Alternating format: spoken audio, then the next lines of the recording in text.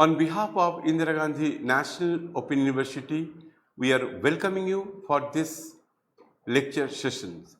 Today's topic is production planning and scheduling. I am Subhasis Manji, professor in Mechanical Engineering of School of Engineering and Technology of Indira Gandhi National Open University. Today's topic is production planning and scheduling. This topic is from the management course MS 53, and this topic is also from ACPDM program, that is Advanced Certificate in Power Distribution Management, and this topic is also there the course Power Distribution Management, course code is BEE 003. Production planning and scheduling is absolutely necessary for smooth conduction of different activities in any organizations, whether it is manufacturing process or hospitals or in any educational institutes. See, the production manager will make planning, and as per planning, scheduling is to be conducted so that the resources available in that division can be optimally used. Now, what are the resources? The resources are maybe in terms of man, machines, materials. So, we have to make the schedule in such a way that we can carry out different activities of the department within the available resources. So, machines have to be properly utilized. The maintenance jobs have to be carried out in such a way that the machines in the production departments are always available for their works. In hospitals, the planning and scheduling may be carried out in such a way that the number of patients, whether they are required for any surgery, the equipments are to be available, the nurses should be available, and the doctors who will carry out different operations are also to be available. So, we have to make the proper planning and scheduling. Some management experts says that we have to, if we fail to plan, that means we are planning to fail. So, planning is absolutely necessary, and this is one of the most important aspects in management. Planning, organizing, controlling and leading, these are the very important aspects of management. So, today's topic is production planning and scheduling. Scheduling, establishing the timing of the usage of equipment, facilities and human activities in an organization. So, scheduling are to be carried out in such a way that we can make use effectively the available equipments, facilities and human resources for carry out different activities in that organizations or in the department, so that we can fulfill the desired goal of that particular organizations. Whether they are manufacturing units or the service centers, scheduling is absolutely necessary. Say for example, in educational institute, if they are planning for conducting the entrance test examinations, so they have to make the schedule in such a way that at a proper time the question papers are to be set, the question papers are to be moderated, different centers are to be fixed. So, lot of activities are there. So, in that case, scheduling plays a very vital role so that we can optimally use the available facilities and equipments and the human resources available for that particular organizations. Now, you see, this is one example how the resources are available. You see that in the workload manager, he might be having the processor 1, processor 2 and processor 3. So here you see that processor 2 is overlapping in processor 1 and processor 3. So we call it the shared processors, and job 1, the activities A1, A2 are to be carried out in processor 1, and the last part of the activities for job 1 has to be completed in processor 2. Now for job 2 task, that first part has to be carried out at processor 2 and the next part must be completed at processor 3. So these are the activities, sometimes they are overlapped. So planning and scheduling plays a very important role so that the work for different activities are to be synchronized for optimal output or optimal utilizations of the resources available in that particular organizations. Now we see that planning and schedule, it is not a one person's job, that lot of persons are to be involved. Say for example, there are different departments or they are in an organizations like manufacturing unit and productions unit and marketing divisions and sales divisions, purchase divisions. Suppose the marketing divisions, they plan for selling some products to the customers, and they marketing divisions, they expect that this many number of products has to be produced by the production department. So if the production department is not supplying the final products which are to be sold to the customers, definitely if they cannot produce the number of products in time and to hand over those products to the marketing or sales or marketing divisions, so marketing divisions will not be able to fulfill the customers' demand, and definitely they will not be able to satisfy the customers, and there may be a conflicting situations. So lot of activities are there and lot of parts, several persons are to be involved for planning and scheduling processes because some jobs are interrelated. See, in Navy or in Air Force also, to fulfill the mission of any activities, so planning is absolutely required, and as per that planning, schedulings are to be made for different activities. So this is one simple diagram so that you can understand why it is so important in all organizations, whether it is in service sectors or for production unit. Now scheduling manufacturing operations. Scheduling in high volume systems requires that process and product design, very important for that. Preventive maintenance plays a vital role because preventive maintenance are to be carried out on a regular basis for different equipments, so that the different equipments are available for the manufacturing processes, and there should not be any downtime or failure of the equipment while the process is on. Rapid repair when breakdown occur, it is expected that if there is any breakdown occurs for any equipment, it has to be repaired immediately so that the operation may continue immediately. Optimal product mixes, minimizations of quality problems, and reliability and timing of supplies. This is also very important because system has to be reliable.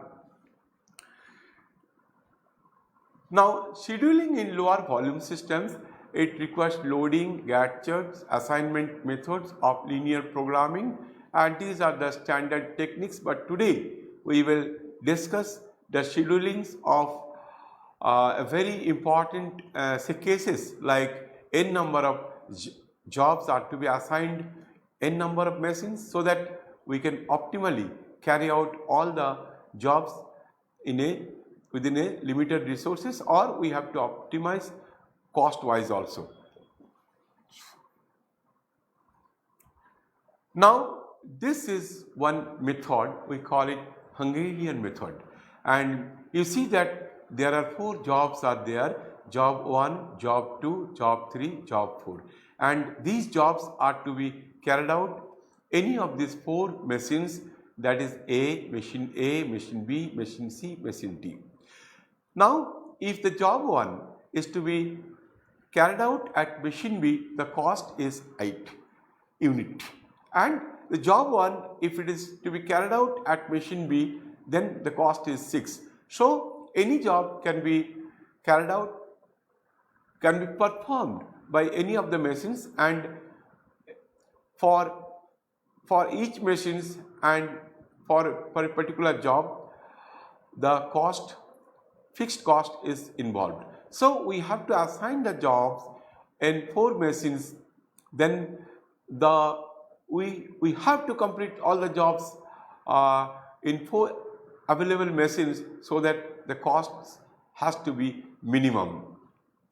Now you think that this is a very simple problem, but if you have 4 jobs are to be carried out any of the 4 machines, the total number of combinations will be factorial 4, that is 4 into 3 into 2, that is 24 options are there. So if the 5 jobs and 5 machines are there, then 120 options will be there. If there are 6 jobs and 6 machines, then 720 options will be there. So the number of options will be very high, and for each an options will give you different cost. But the Hungarian method will give you very quickly the optimal solutions. So let us first discuss what is Hungarian method. First of all, you see that for each row, the costs are given. Say for example, job number 1, cost 8 is given for machine A, for machine B 6. So we have to see what is the minimum cost in each row. Then we will have a separate tables after finding out the minimum cost in each row. So let us see that what table we will get for this. So we have got the row minimum for all rows. So 2 is the minimum for row 2, row 1, and 6 is the minimum cost for row 2, and 3 is the minimum cost for row 3, and so on. Now similar operations we have to do for column, but before that we have to subtract the minimum for a particular row from each element in that particular row. So for example, for row 1 we have to carry out the operations like 8 minus 2, 6 minus 2, 2 minus 2, 4 minus 2. Obviously at least one case you will get the value 0. Now after these operations you will get this table, that deducting the minimum value in a particular row from the cost given in that particular row for different, say, machines for a particular job. So this value we have got, this table we have got. After that what we have to do, second method as second step, that for each and every column we have to find out what is the minimum value it is given for a column. Say for example, column A is 0, obviously column minimum for column A will be 0, same thing for B, the minimum value is 1, so we have find out the value column minimum 1, and for C it is 0, and for D it is 2. Now we have to deduct the minimum, that column, from each of the values given in that particular column. So for if we have got 0, then 6 minus 0 is 6, and the same value we will get. So for column Q we have to perform 4 minus 1, 1 minus 1, 2 minus 1, and 5 minus 1, and so on. After deducting this we will get a next table. So what is the table? This is the table we have got after deducting the minimum value for a particular column from the values in that particular column only. Now you see that here you are observing some zeros. So in first row there are 2 zeros, in second row there are again 2 zeros, and third row there is 1 0, and on the fourth row there there is 1 0. Now what you have to do, you have to cross out those zeros by drawing some lines. So if you draw a line on the first row, then 2 zeros will be cut. Again, if you make another line in second row, again 2 zeros will be crossed. Now if you make a vertical line on the first column, that is at A, again 2 zeros will be cut by that line. So in that case, what we are getting that in the next table, you see that after crossing the after putting the 3 lines, all zeros are cut. Now what you are getting? We are getting uncut numbers are 1 4 1 4 7 and 2. So in this case, you see what is the minimum value out of this. So minimum values are given, minimum value is 1. So we have to deduct this 1 from each and every uncut numbers. So the 6 numbers, 1 minus 1, 4 minus 1, 1 minus 1, like that we have to deduct that minimum value, that is 1 from each of the uncrossed number. After that, you see that what are the numbers which are crossed by the 2 lines. You see that 6 is cut by horizontal line as well as the vertical line, which we are using for cutting the zeros. Again, for 0, which is just below after 6, that is also cut by 2 lines. So we have to add 6 plus 1 and 0 plus 1. So we will get to next table. So then in next tables we are getting after that. So the new table you will get. After that, again we have to do the same operations, that we have to draw the line in such a way that all zeros will be cut. So here what we have done it, 2 vertical lines we have drawn from machine A column, machine B column, and 2 horizontal lines we have drawn for row 1 and row 3. Now you see that all the zeros are cut by the lines. So how many lines we have got? We require 4 lines, 2 horizontal and 2 vertical lines to cross all the zeros, to cut all the zeros. Now this is the positions we have got the optimal solution. Now my dear friend, how to get the optimal solutions? You see the rows, that in which row you are getting 2 zeros, in which rows you are getting only 1 0. See, in row 1 there are 2 zeros at the below C and below D. So we will not concentrate on the row 1, but in row 2, just see, we are getting only 1 0. So here this 0 corresponding to the second row and second column. So job 2 will be assigned to B.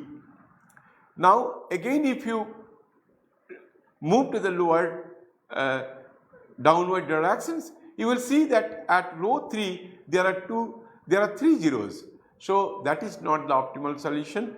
Last row, first column, that is corresponding to job 4 and machine A. So job 4 is assigned to machine A. So machine A and machine B are already allotted. Now the rest is C and D machines, and for then again we have to perform the same way. You move from top, that is first row. Here you are seeing that there are 2 zeros. 1 0 is below C and another 0 is below D. So it is not the optimal solution, and you see that you move to the next row, that there is no 0 left, and in third row you see that A and B already allocated. So the left out is CD, but C is given for that job 3 is 3 and D is 0. So only 1 0 is there left out in the job, that is the row 3. So job row that 0 is for job 3 and machine D. So 3 is allocated to machine D, and what is left out? Left out is job 1, and that has to be assigned to the last machine, that is C. So this is the optimal solution, and job 2 is assigned to B, job 4 is assigned to A, job 3 is assigned to D, and job 1 is assigned to C. Now come to this the table, where here you see that job C is assigned, job 1 is assigned to C, the cost is ₹2, and job 2 is assigned to B, machine B, cost is 7 unit, and job 3 is assigned to machine D, so cost is 4, cost is 6, and job 4 is assigned to machine A and cost is 5, so total cost will be ₹20. So you see that there are 4 machines, 4 jobs, and number of options will be factorial 4, that is 24, but here just after few steps we are getting the optimal solutions. So this solution is feasible if there are n number of machines are available for n number of jobs. Now we will move to another sequencing problem, that is n number of jobs are there and 1 machines are available. So for that sequencing problem, how we can perform? This is a very interesting problem. There are several say ways we can do it, and we will see that how we can do it in different ways for this sequencing problem, where n number of jobs are there, but only we have to perform all the jobs in one work center. So sequencing means determining the order in which jobs at the work center will be proceed. What is workstation? An area where one person works, usually with special equipment on a specialized job. That means only one person is there with a specialized equipment, and that equipment is for performing multitask, and so that n number of different jobs can be performed in that particular machines. That is one work center. So priority rules, simple heuristics used to select the order in which jobs will be processed. Now what is job time?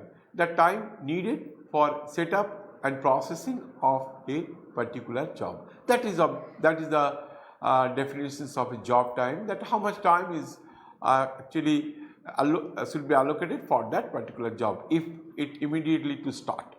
Now job flow time, this is the length of time a job is in the shop or work center. So if the processing that time is 4, that doesn't mean that that job will be completed within 4 say unit time. So we will see while discussing the numericals that how it will vary. So now the total job flow time that we can calculate starting from the first job and ending to the last job, that is the total time, that is known as the job flow time. And if you calculate the job flow time for all the jobs in a workstation, we can calculate the average job flow time, and job lateness is the length of time the job completion date is expected to exceed the date of the job which was due or promised to a customer. Suppose if you promise to a customer that the job will be completed after 10 days, but it is completed within 8 days. So there is no late for completion of the job. So customer will be definitely happy because they will get the job within the pre-assigned time. But if you promise to the customers that job will be completed after 10 days, but you are delivering that job after say 14 days, so then there is obviously a late for that particular job for 4 days. So that is a job lateness. In fact, job lateness is calculated in this way, that delivery date, that due date minus delivery date. If it comes, say, positive, then we have to, then there is no late, so late is 0 in that case. Or if the job is to be completed after 10 days and you are delivering the particular job after, say, 14 days, in that case the late is 4 days. And if you are promising the job after 10 days but you are delivering the job after, say, 8 days, so in that case you are delivering before time, so late is 0. So let us see how we can solve these problems. Well, then one very important thing is this make span. So total time needed to complete a group of jobs from the beginning of the first job to the completion of the last job. So average number of jobs can be calculated if you calculate it, with the help of total flow time and make span. So average number of jobs at the workstation is equal to total flow time divided by make span. Now let us see how we can perform the jobs.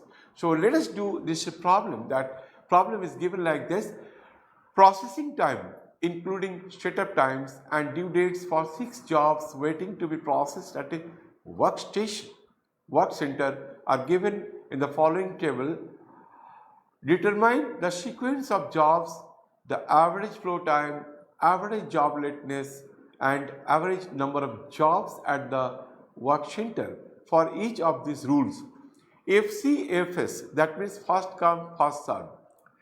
So sometimes the jobs have to be completed on first come first served basis, because if you go to any restaurant and the restaurant, you have to after paying the bill in advance, you have to deposit the slip, and the restaurant people will supply the goods on first come first served basis.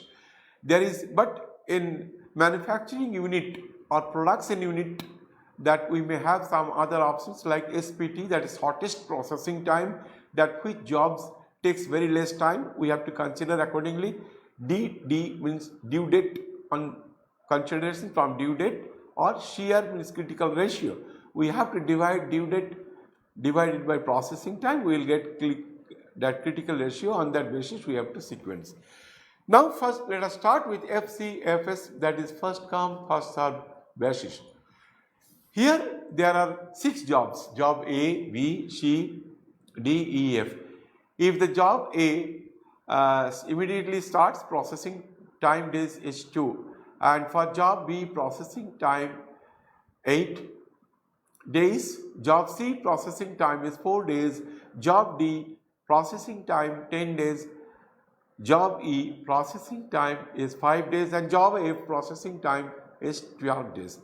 Now due date for job is given 7 days, due date for job B is given 16 days, due date for job C is given 4 days, due date for job D is given 17 days, due date for E is given as 15 days, due date for F is given as 18 days. Now you see, for all the jobs, the due dates are given in such a way that if you consider job A to start immediately, then after 2 days you can complete the job, but it is ahead of the due date. Now let us see that how we can perform the sequencing if you do it on the basis of FCF, the first come first served basis. So this is the first come first served basis, that means first job is A, then next job is B, then C, then D, then E, then F. We are not considering on due date or processing time. Just as soon as the sequence comes, immediately we will start. Now processing, so flow time for A is 2 and flow time for B is 10. Why it is so? Because first the job A has to be completed. It will take 2 days, only then the job B can start. But job B can start after 2 days, but processing time for job B is 8. So total time job B will be on the shop floor is 10. So 10 days is the flow time. Now after 10 days job C can start. So job C will be completed after 14 days. So 14 days is the flow time for job C. So after 14 days, job D can start. So then that means job D will take 24 days and job to stay in the workstations for completion of that particular job. So like that we can calculate the flow time for each and every job, and if you calculate all the flow time, the total flow time will be 120. Due date is given. Now you see that the job A is completed in 2 days and due date is given 7, so there is no days, so days late, so there is no late for that, so 0. So job B is completed within 10 days but due date is given 16, so late is 0. But job C, due date is given 4 but you are completing that particular job after 14 days, so there is a 10 days late for C, same thing, 7 days late for D, 14 days late for E, and for F, the F will be completed after 41 days and the due date is 18, so late is 23, so total late for all the jobs is 54.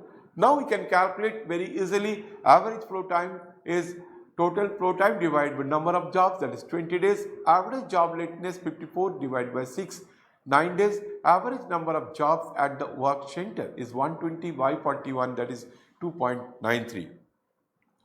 Now my dear friend, we will start the SPT rules. SPT rules means shortest processing time. You see that A, it takes only 2, so A has to be immediately start, that is the shortest processing time out of the 6 jobs.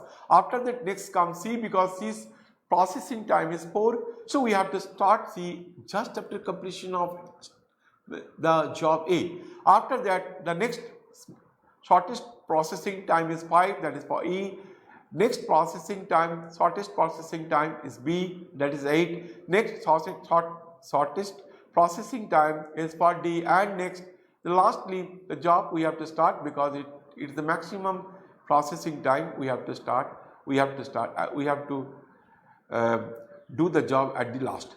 So flow time, we know that how to calculate the flow time. Flow time for A is 2, flow time for C is 6, because 4 is the processing time. It can only start after the completion of the job A, which is to be completed after 2 days. So we can calculate flow time for each. We can calculate the total flow time, that is 108, and make span time, that is 41, and due date, if you consider that the due date for A there is no late, that is 0 late, and for the job C the flow time is 6 but due date is 4, so 2 days late.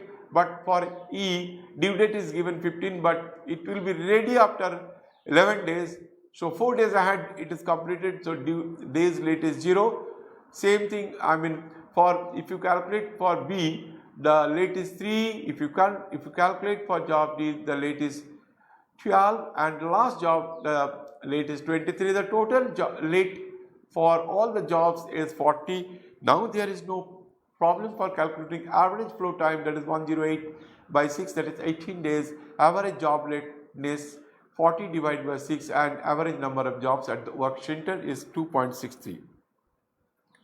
Now this is the third way of scheduling, that is using the earlier due date. So earlier due date is for job C, that is 4, then 7 is the due date is given for job A, and next due date is 15 for job E, and next due date is 16 for job B, and the next due date is 17, that is higher than B, that is D, and last one is F, that is given as 18 due days. That means after within 18 days you can deliver that goods. So the sequence for this method, if you consider the due date as a criteria for making the scheduling for all the 6 jobs, that is C, A, E, B, D, F, C has to be fast.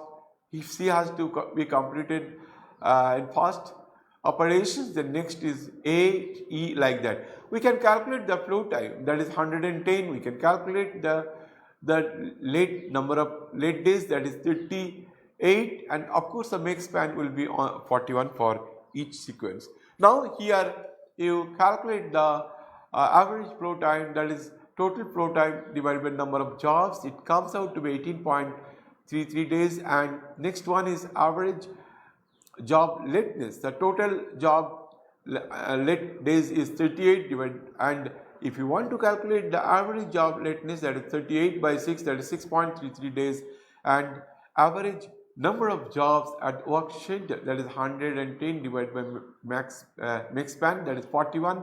So 110 divided by 41 is equal to 2.68. Now the last criteria is using the critical ratio. See, critical ratio, you have to divide the due date by the processing time. So here for C, that is due date is given as 4 divided by processing time 4, it is comes out to be 1.0. For F, the due date is given 18 and processing time is 12, that is 1.5, next higher critical ratio. And for D, it is the due date is given as 17 divided by processing time 10, next higher up is 1.7 critical ratio.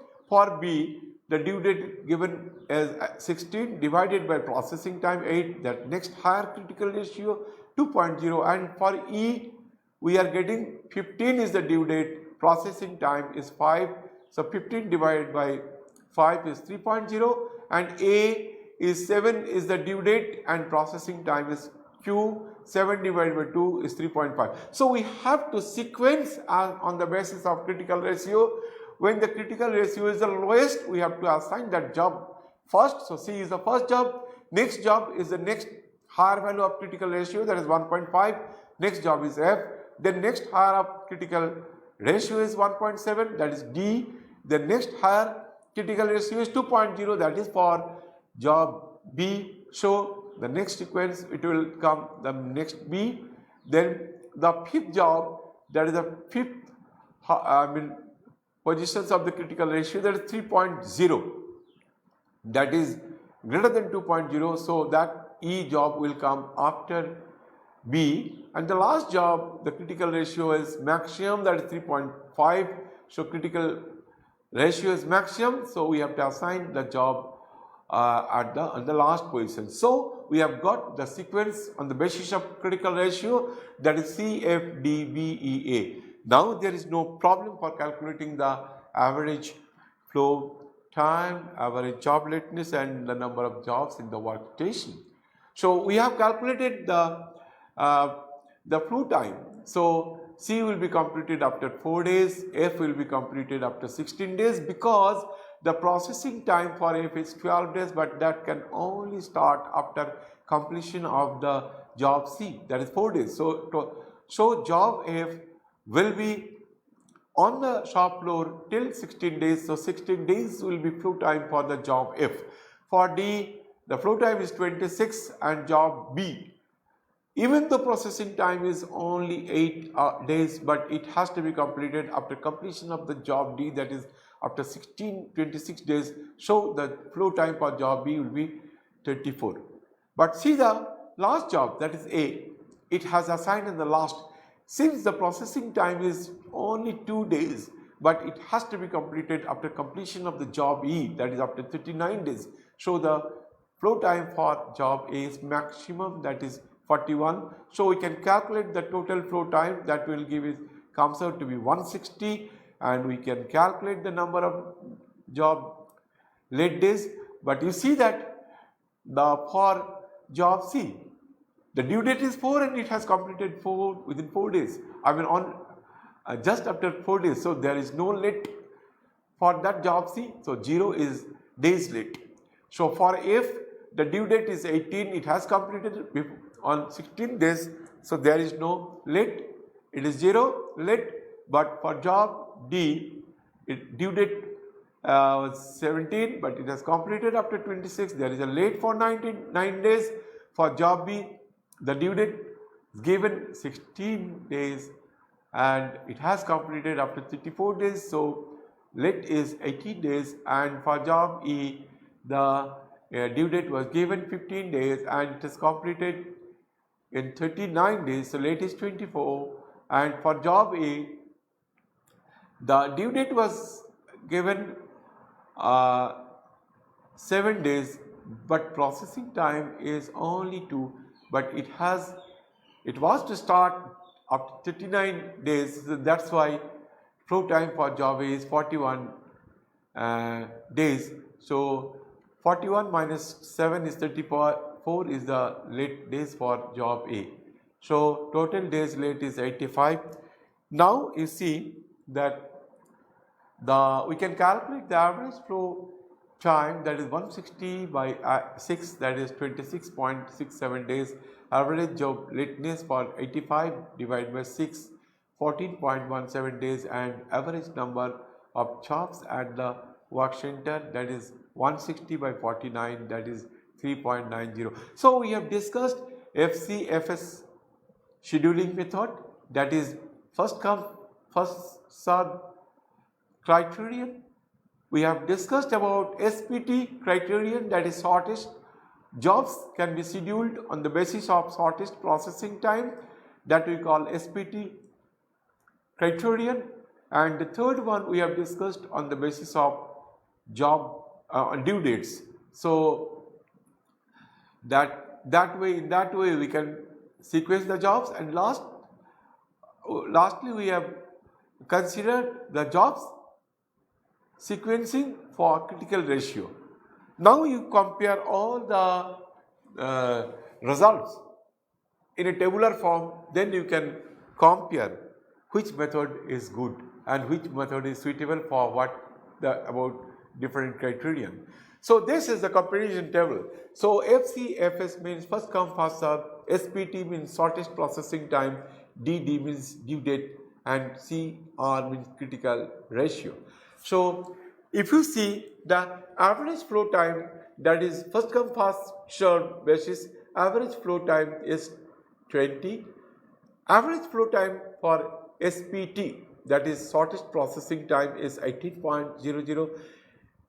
Due date average processing time is 18.33, and for critical ratio the average flow time is 26.67. Now you see, if you consider average flow time for FCFS, it is 20.00. Average flow time for SPT sequence, that is shortest processing time, that is 18.00, and the average flow time for DD, that is due date, it comes out to be 18.33, and average flow time for critical ratio, it is 26.67. From this column you see that which method gives you the best output. If you can consider average flow time, obviously the 18 is the minimum, so SPT sequence, that shortest processing time, is the best one. Now you see the average lateness, that if you perform on the basis of FCFS, the average lateness is 9. If you consider SPT sequence, the average lateness is 6.67. If you consider on the basis of due date, the average lateness in days is 6.33 days, and if you consider the sequence on the basis of critical ratio, the average lateness is 14.17. Now you see which one is the best. If you consider on the basis of due date, that is here you see that for first come first served basis, the average lateness is 9. For shortest processing time, the average lateness is 6.67, and for due date average lateness is 6.33, and for critical ratio average lateness is equal to 14.17. Obviously the due date sequence is the best, but SPT sequence is also not bad. This is also 6.67. It is nearer to the DD. Now if you consider average number of jobs at the work center, you see that a first come first served basis, it gives 2.93. If you consider the average number of jobs at the work center, that is shortest processing time, is 2.63, and if you consider on the basis of due that the average number of jobs at the work center is 2.68, and if you consider the critical ratio, the average number of jobs at the work center is 3.9. So in this table, if you apply, if you analyze very critically, you will see that the SPT sequence is the best.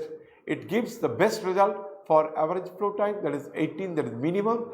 It also gives the best result for average number of jobs at the work center, that is only 2.63, but to some extent the average lateness is slightly higher, that is 6.67, is slightly higher than the due date sequence, that is 6.33 days. So if you consider the overall performance for this sequencing criterion for all these ports, we must go for SPT sequence. So my dear friend, we are concluding here. So let us recap very quickly what we have discussed today. We have discussed about the concept of scheduling.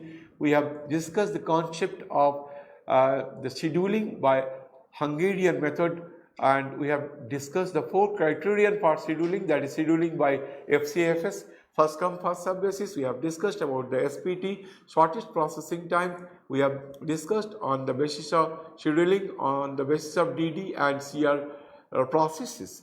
And in the next class, we will again restart this topic, that is production planning and scheduling, and there we will discuss some very interesting scheduling techniques for different kinds of jobs, and that in that way you will have a very crystal clear ideas on these topics, that is scheduling and production planning, and that is a very important topics in